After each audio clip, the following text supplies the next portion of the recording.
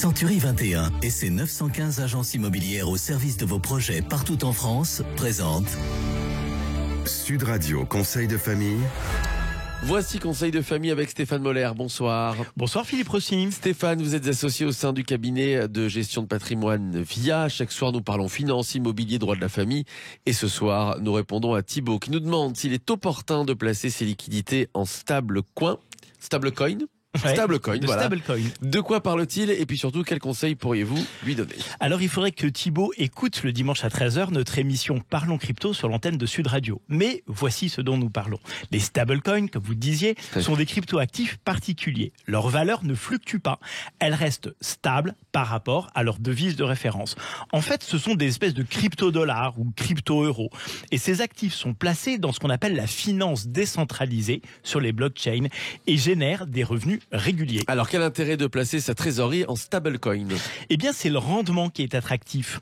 Selon le stablecoin, on peut atteindre une rémunération qui oscille entre 8 et 15% par an, dépendamment du protocole, c'est comme ça qu'on dit, sur lequel il est placé. Oui, comparé aux 0,5% de placement proposé par les banques, ça fait une sacrée différence. Est-ce que c'est légal? Alors, c'est tout à fait légal en France d'utiliser la fameuse finance décentralisée, la DeFi, et c'est parfaitement légal pourvu que ces placements soient déclarés et effectués auprès d'acteurs habilités. Est-ce que nous en avons, nous, en France? Eh bien entendu, nous en avons. Ces acteurs sont des PSAN, des prestataires de services sur actifs numériques, c'est-à-dire qu'ils sont enregistrés auprès de l'AMF qui gère parfaitement bien ce type de placement. Mais d'où vient, Stéphane, cette différence de rendement alors? Eh bien, il y a deux éléments majeurs qui expliquent ce rendement. Un, il y a moins d'intermédiaires à rémunérer dans les blockchains. Les prêteurs vont donc directement prendre l'argent auprès des emprunteurs.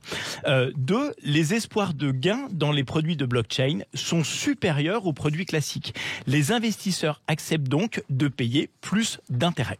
Très clair, passionnant même, cette désintermédiation des banques. Les banques traditionnelles ont du souci à se faire. Des points de vigilance, Stéphane? Alors, de nombreux de points de vigilance. Un, il ne faut pas faire ça seul.